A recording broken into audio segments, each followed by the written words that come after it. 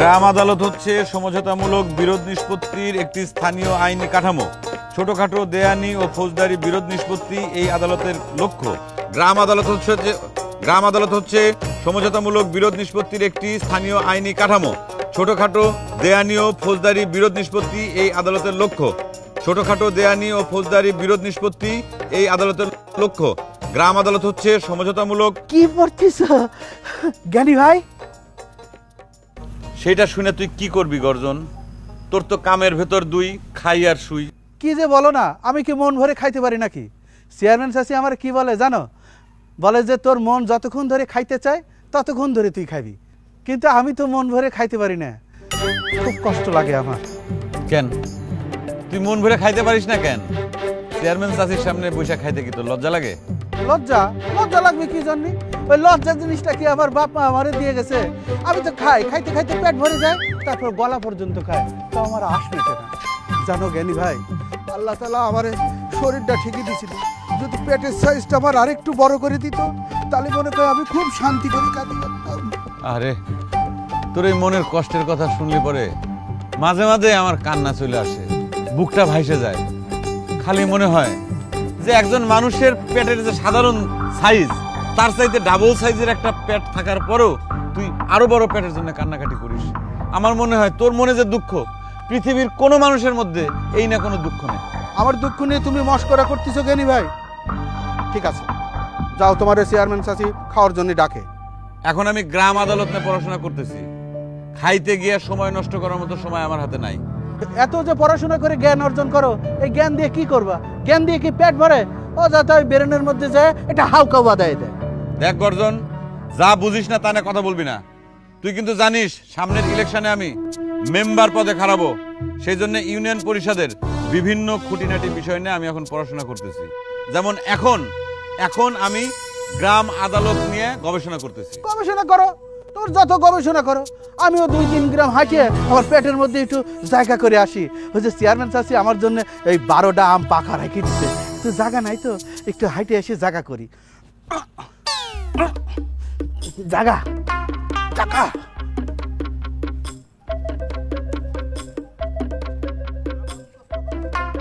গ্রাম আদালত হচ্ছে সমঝোতামূলক বিরোধ নিষ্পত্তির একটি স্থানীয় আইনি কাঠামো।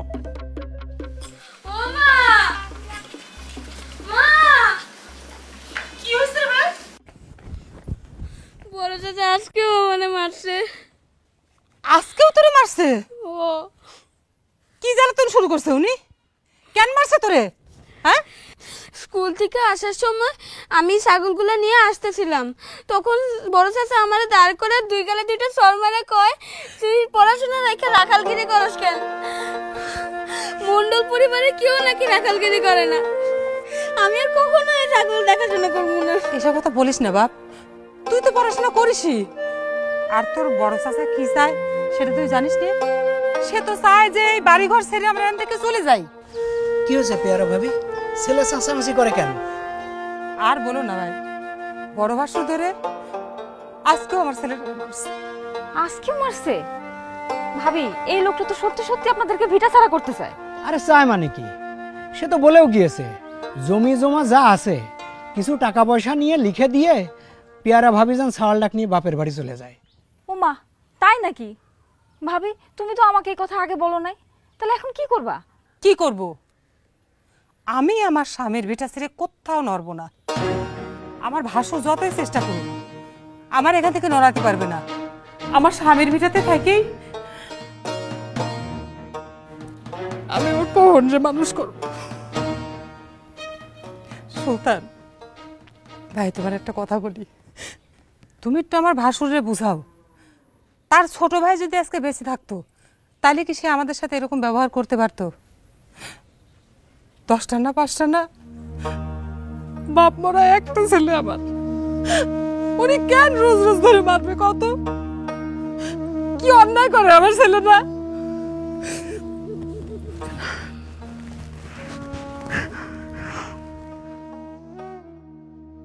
সুলতান মৃধা কি কইতে আসছে শোনো। কি কয়? আমি পবনরে শাসন করি এইটা নিয়ে এসে সালিশ নিয়ে আসছে। পবন আমার ভাইপো, আমার ভাইটা ট্রেন অ্যাক্সিডেন্টে মারা গেছে, তারে দেখাশোনার দায়িত্ব কার? আমার না? সুলতান মৃধা, এই নিয়ে আর কোনোদিন সালিশ করতে আইবে না। আপনার ভাই তো ঠিকই বলছে, সোহাগ মারা যাবার পর শাসনের অভাবে পবন 1 নম্বর একটা বেয়ারা ছেলে হয়ে গেছে। উনি ছাড়া শাসন করবে কে বলেন? পবন বেয়াদব ছেলে কথাটা ঠিক না। ও নিয়মিত স্কুলে যায়, ঠিকঠাক মতো লেখাপড়া করে, তাছাড়া ওর রেজাল্টও কিন্তু অনেক ভালো। মার কাছে মাসির গপ্প কেন দিতে আসছো সুলতান মৃধা? ছাগল চড়ানো কি মণ্ডল বাড়ির ছেলের কাজ? সারাদিন যদি ছাগল চড়ায় পড়াশোনা করবে কখন? ছাগলগুলারে যত্ন না করলে কুরবানির হাটে তো ভালো দাম পাবে না ভাই। তাছাড়া মা ছেলে মিলে কিছু একটা না করলে ওদের সংসারটা চলবে কি করে? তুমি এত দালালি করতেছো কেন সুলতান মৃধা? পিয়ারা আমার ভাইয়ের বউ, তারে নিয়ে তোমার এত মাথা ব্যথা কিসের? কিছুই তো বুঝতে পারতেছি না। এভাবে বললে তো আর কিছু বলার নেই ভাই। আপনি যদি ওদের ভালোই চাইতেন তবে সামান্য জমি আর ওই ভিটেটা লিখে দিয়ে বাপের বাড়ি চলে যেতে বলতেন না ওদের। সুলতান ভাই, আপনি সবার কি বুঝবেন? একটা মেয়ে একা একা থাকে, কোন দিক থেকে কি হয়ে যায় তখন কে সামাল দিবে? পিয়ারার ভালোর জন্যই তো তাকে তার বাপের বাড়ি যাইতে বলা হয়েছে। তাছাড়া সোহাগের জমি জমা যা আছে তার বিনিময়ে তো আপনার ভাই টাকা দিতেই চায়। পিয়ারা যদি নিজের মতো করে চলতে চায় তাহলে কেন আপনারা তারে বাপের বাড়ি পাঠাবেন? কাজটা কিন্তু আপনারা ভালো করছেন না। আসি। টাটা শেষ করে যান। আপনাদের কথাবার্তা শুনে চা খাওয়ার আর রুচি নেই।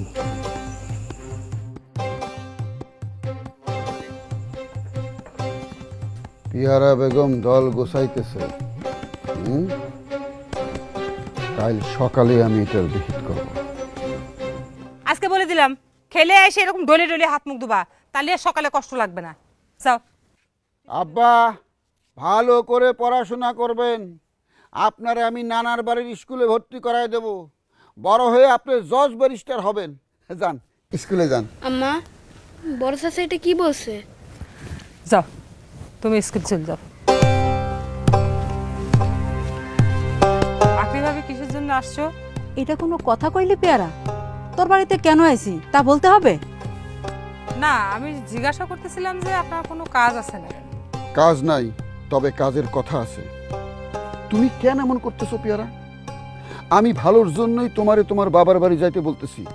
তুমি একজন মেয়ে মানুষ, একলা এখানে কি করে থাকবা? কে তোমার নিরাপত্তা দিবে? একজন মেয়ে মানুষের পক্ষে একটা বাড়িতে একলা থাকা সম্ভব? কি আর বলবো মেয়ে ভাই, আপনার আসলে চোখ পড়ছে আপনার ছোট ভাইয়ের ওই 5 শতক জমি আর ভিটারার উপর। সেই জন্য আপনি আমার নিরাপত্তা নিয়ে এত চিন্তিত হয়ে পড়ছেন। পেয়ারা বেকার কথা বলিস না তো পেয়ারা। তোর মিয়া ভাই যা বলছে তা শোন। আমার শোনার দরকার নাই তো ভাবি। আপনারা ভাবতেছেন আমার নিরাপত্তার কথা, আর আমি ভাবতেছি আমার ভিটাটুকের নিরাপত্তার কথা। ভাবার কি আছে? আমি তো টাকা পয়সা নিয়ে একদম রেডি। তোমার জমির যে ন্যায্য দাম আমি তাই দিয়ে জমি কিনে নেব।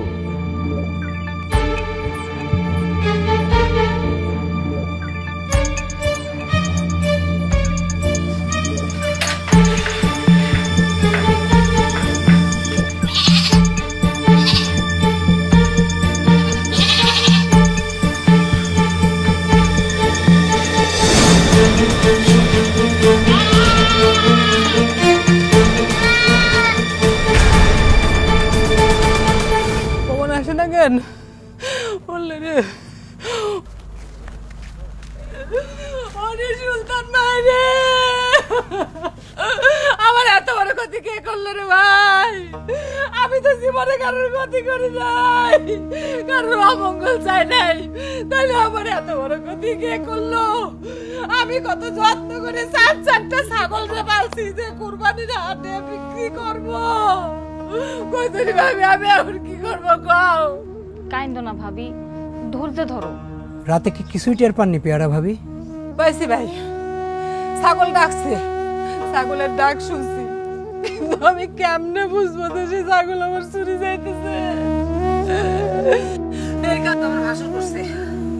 আমি নিশ্চিত সেই আমার শাসা হয়ে গেছিল রে ভাই।